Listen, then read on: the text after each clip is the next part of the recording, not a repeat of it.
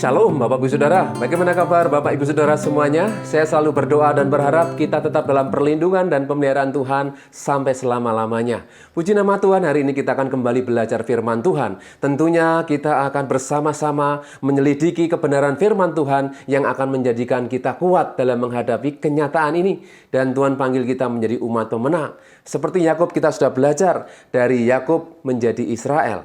Israel mengandung arti, Isra itu adalah hamba atau kekasih, sedangkan El adalah Elohim atau Allah yang hidup.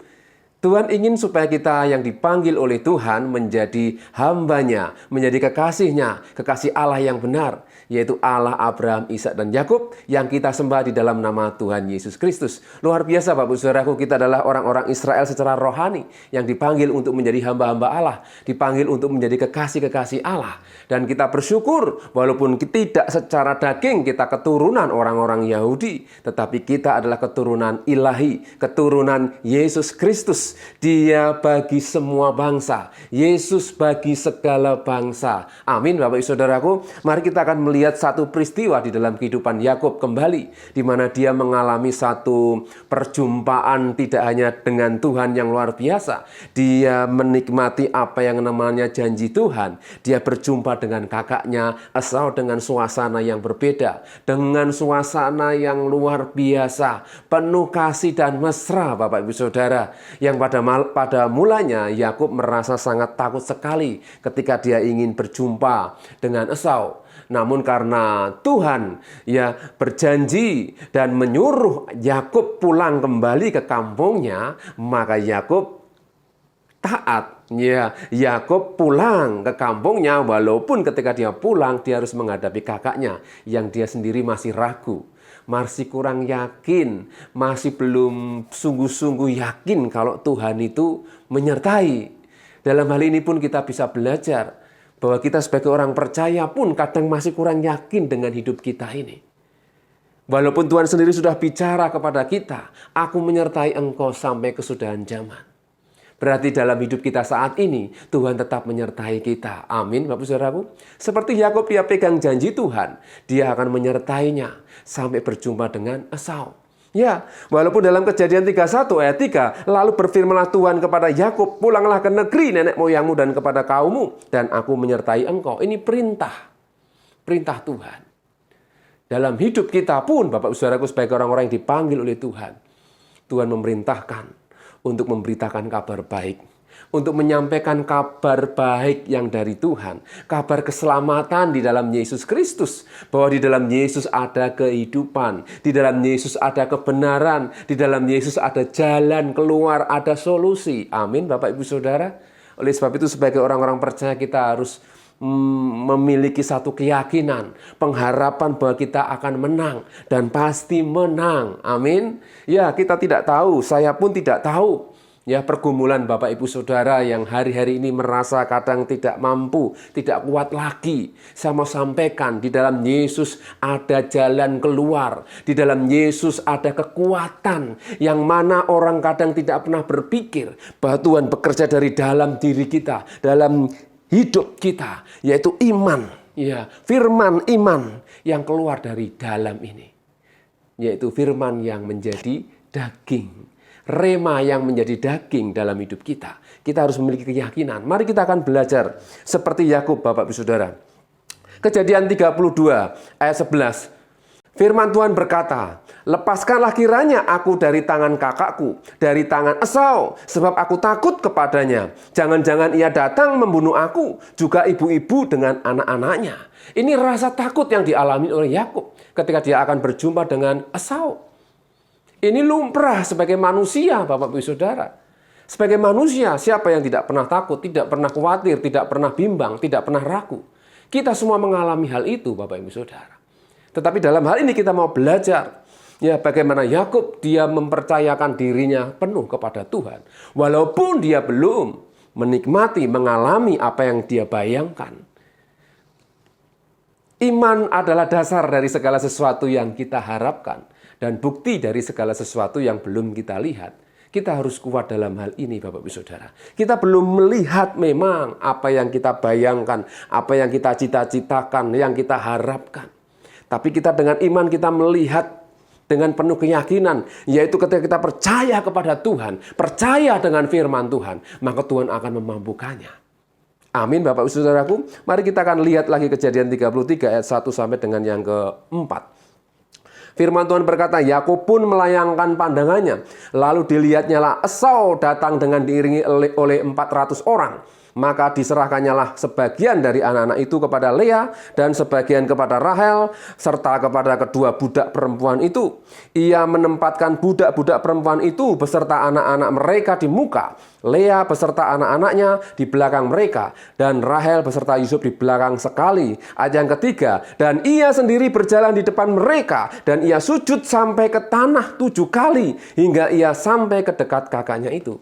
Bapak Saudaraku, ketika Yakub akan berjumpa dengan Esau, di awal mula, di pasal yang sebelumnya, Yakub menyuruh semua pasukannya berjalan lebih dahulu. Bahkan Yakub menyeberangkan anak dan istrinya lebih dahulu. Dia mencari waktu khusus buat Tuhan.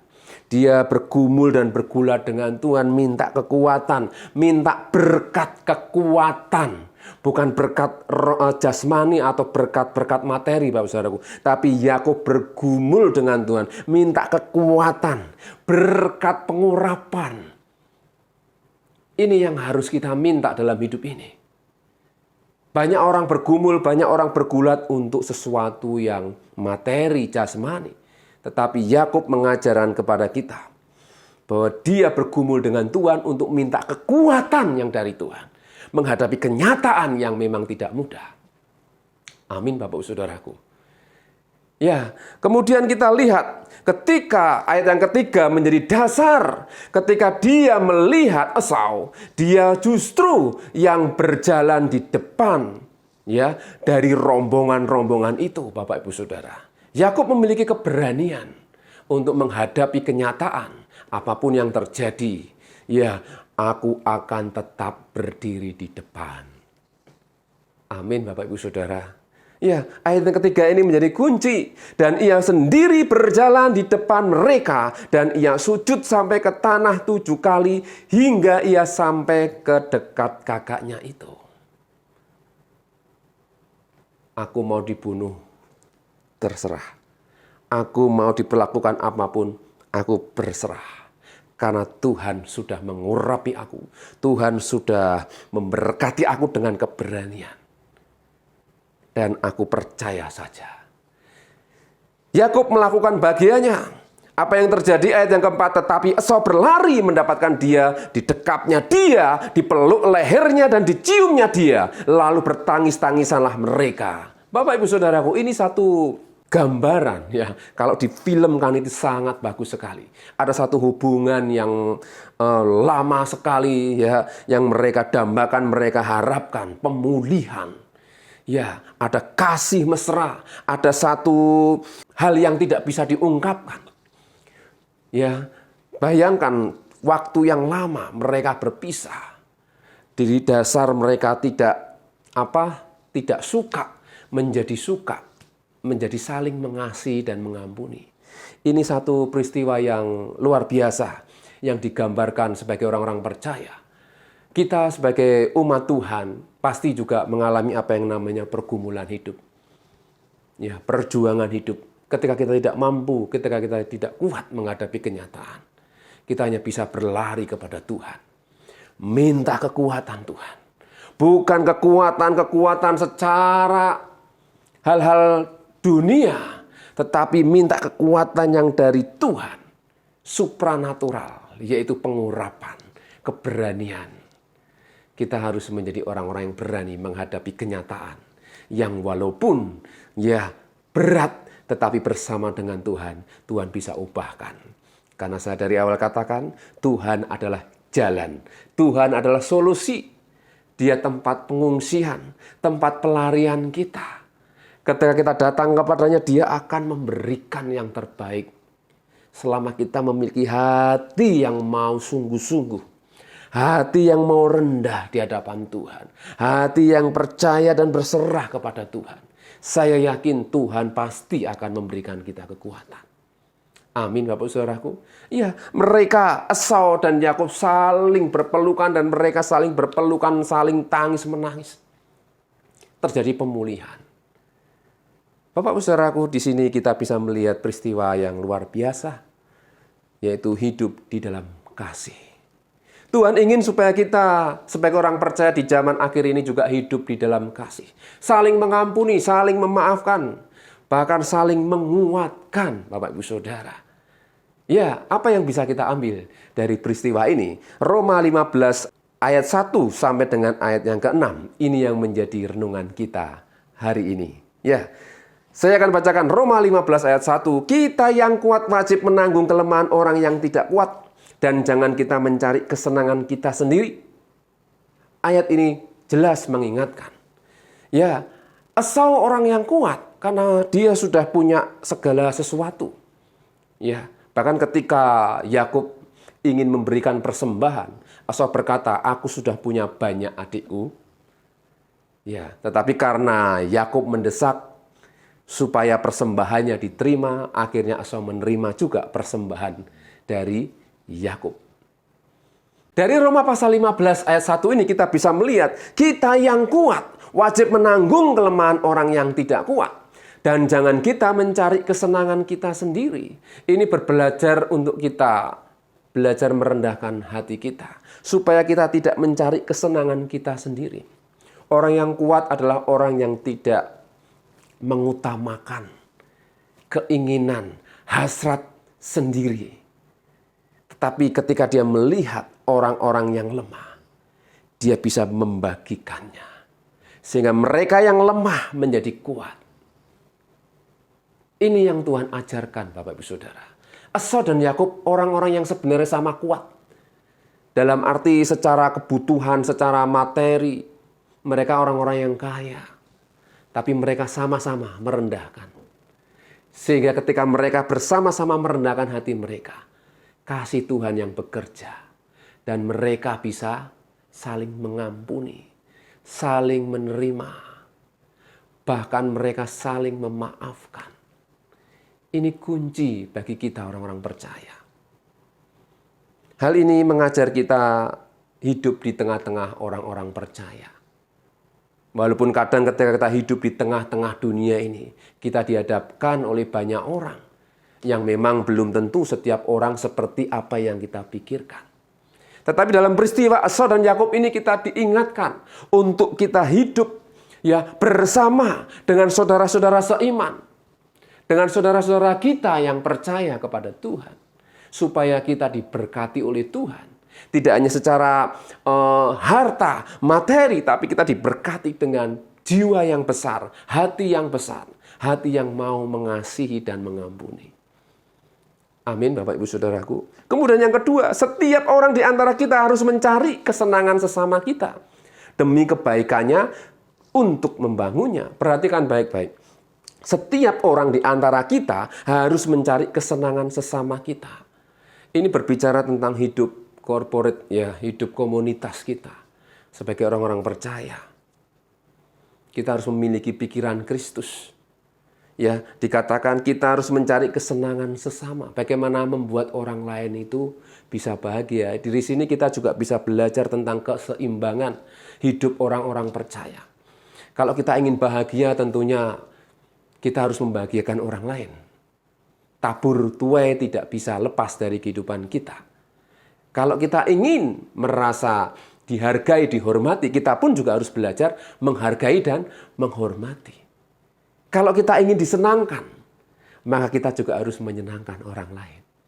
Ini hukum yang Tuhan ajarkan kepada kita ketika kita hidup sebagai orang-orang percaya.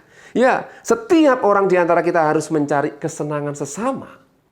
Bukan kesenangan-kesenangan untuk hal-hal yang tidak benar. Tetapi perhatikan, yaitu kesenangan sesama kita demi kebaikannya, yaitu demi dia semakin lebih baik. Hidup lebih baik, hidup semakin berkenan, hidup semakin diberkati, hidup semakin menjadi teladan. Hidup yang tentunya berkenan di mata Tuhan. Amin, Bapak Saudaraku. Ya, demi kebaikannya untuk membangunnya. Jadi untuk membangun. Jadi dalam hal ini kita diajar ketika melihat peristiwa Esau dan Yakub, kita bisa belajar untuk saling membangun hidup kita.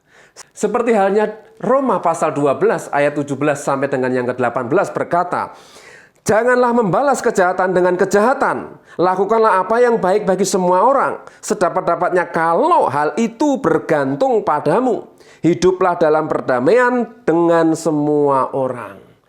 Jadi ini yang menjadi dasar Bapak Saudaraku, bagaimana kita dipanggil Tuhan untuk bisa menjadi umat pemenang.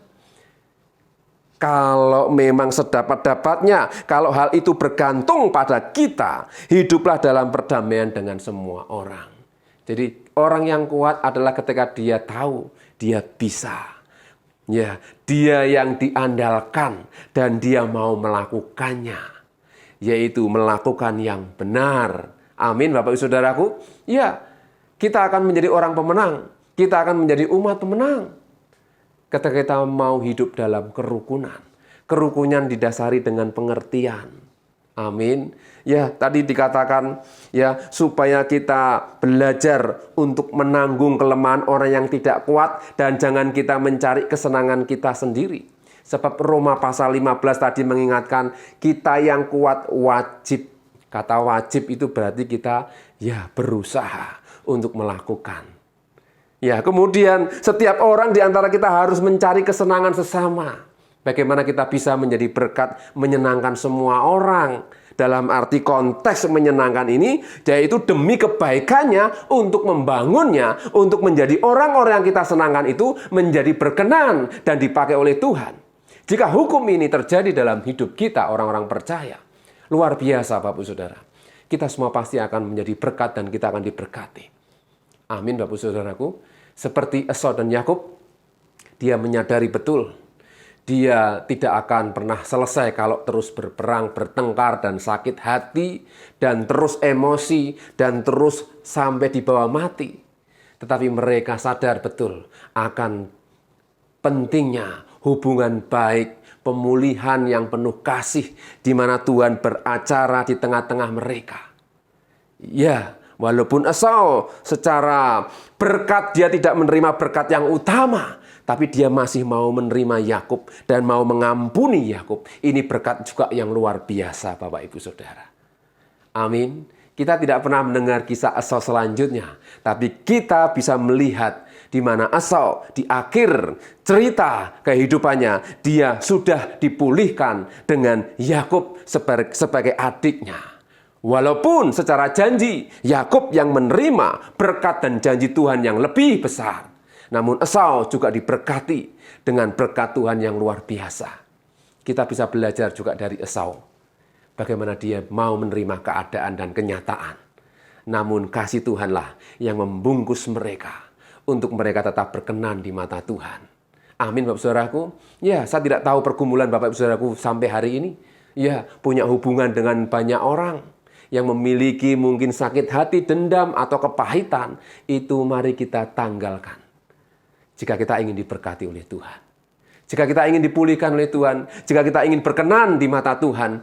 Mari kita kejar. Yaitu hidup dalam kerukunan yang Tuhan harapkan bagi setiap umatnya. Karena disitulah kunci kemenangan kita. Amin Bapak Saudaraku. Ayat selanjutnya, karena Kristus juga tidak mencari kesenangannya sendiri. Tetapi seperti ada tertulis, kata-kata cercaan mereka yang mencerca engkau telah mengenai aku. Ayat 4, sebab segala sesuatu yang ditulis dahulu telah ditulis untuk menjadi pelajaran bagi kita. Perhatikan baik-baik. Sebab segala sesuatu yang ditulis dahulu, kisah-kisah dalam firman Tuhan telah ditulis untuk menjadi pelajaran bagi kita, supaya kita teguh berpegang pada pengharapan oleh ketekunan dan penghiburan dari kitab suci. Luar biasa. Tuhan terus memberikan pengertian dan pengajaran kepada kita. Ayat yang kelima, semoga Allah yang adalah sumber ketekunan dan penghiburan mengaruniakan kerukunan kepada kamu. Garis bawahi Bapak Ibu Saudara, mengaruniakan kerukunan kepada kamu. Ya, sesuai dengan kehendak Kristus Yesus. Kita terus berdoa bahwa kunci berkat adalah kerukunan. Rukun dengan suami, rukun dengan istri, rukun dengan keluarga, rukun dengan sesama, saudara-saudara seiman. Saya yakin berkat Tuhan akan dicurahkan. Amin Bapak Saudaraku. Sehingga ayat 6 dikatakan, sehingga dengan satu hati dan satu suara kamu memuliakan Allah dan Bapa Tuhan kita, Yesus Kristus. Luar biasa. Ini yang menjadi dasar untuk kita dipanggil Tuhan untuk menjadi umat pemenang. Kita rindu bangsa kita juga mengalami kemenangan. Kemenangan bukan untuk sekarang ini sedang capres Ada beberapa pilihan harus menentukan. Kita berdoa supaya Tuhan memberikan kemenangan atas bangsa ini. Supaya tetap ada kerukunan di antara calon-calon presiden ini Bapak Saudara. Di antara kubu-kubu ini. Mereka tetap menjaga kerukunan. Kita terus berdoa. Dan dimulai dari siapa Bapak Saudaraku? Dari orang-orang percaya, orang-orang yang mencintai Tuhan, yang mengasihi Tuhan dan yang mengenal Tuhannya. Yaitu Yesus yang penuh kasih, Yesus yang penuh dengan pengorbanan. Karena dia menjadi teladan bagi kita, orang-orang percaya. Amin Bapak Saudaraku. Saya akan tutup dengan Mazmur 133:1 mengatakan, nyanyian ziarah Daud, sungguh alangkah baiknya dan indahnya apabila saudara-saudara diam bersama-sama dengan rukun. Kunci utama dalam hidup kekristenan yaitu di samping kasih, yaitu ada kerukunan. Karena di dalam kerukunan pasti ada kasih. Kasih Tuhan yang bekerja, kasih Tuhan yang mengurapi Esau dan Yakub sehingga mereka bisa kembali bersama-sama. Inilah yang menjadi pengharapan kita supaya berkat Tuhan dicurahkan. Amin. Berkat Tuhan dicurahkan. Tidak hanya berkat jasmani, materi Bapak Ibu Saudara. Ini berbicara tentang berkat damai sejahtera yang Tuhan berikan. Apa gunanya banyak orang yang punya harta yang melimpah, tapi tidak memiliki berkat damai sejahtera. Walaupun kita makan sederhana, hidup dalam segala kesederhanaan, tapi di situ ada damai sejahtera Tuhan. Itu berkat yang luar biasa. Amin Bapak Saudaraku. Mari terus berjuang menjadi umat pemenang, karena Tuhan berjanji menyertai kita sampai akhir zaman untuk menjadi pemenang. Amin. Mari kita akan berdoa. Bapa di surga, terima kasih hari ini kami sudah mendengar firman-Mu. Jadikan kami umat yang menang dalam menghadapi setiap persoalan. Berikan kami iman pengharapan seperti Yakub, di mana Engkau pakai dia untuk mengalami sebuah kemenangan. Dan berikan kami semangat keberanian melakukan hal-hal yang baik dan benar sesuai dengan perintah-Mu. Berkati kami, urapi kami, berikan kami terus Tuhan kekuatan untuk menghadapi kenyataan yang memang tidak semakin mudah, tapi bersama Tuhan Yesus kami bisa melakukannya. Berkati kami semua, pekerjaan, pelayanan, apapun yang kami kerjakan Tuhan buat berhasil. Nama Tuhan dimuliakan, berkati keluarga kami, berkati Tuhan bangsa dan negara kami, kota dimanapun kami berada. Kiranya damai sejahtera Tuhan turun atas bangsa dan negara kami, atas kota kami, atas keluarga kami. Terpujilah nama-Mu ya Tuhan. Kami serahkan hidup kami sepanjang hari ini. Kiranya berkat damai sejahtera Tuhan nyata mulai hari ini turun atas kami sampai Tuhan datang kembali. Dan kita yang mengasihi Tuhan katakan bersama, amin. Tuhan Yesus memberkati. Hidupku menggenapi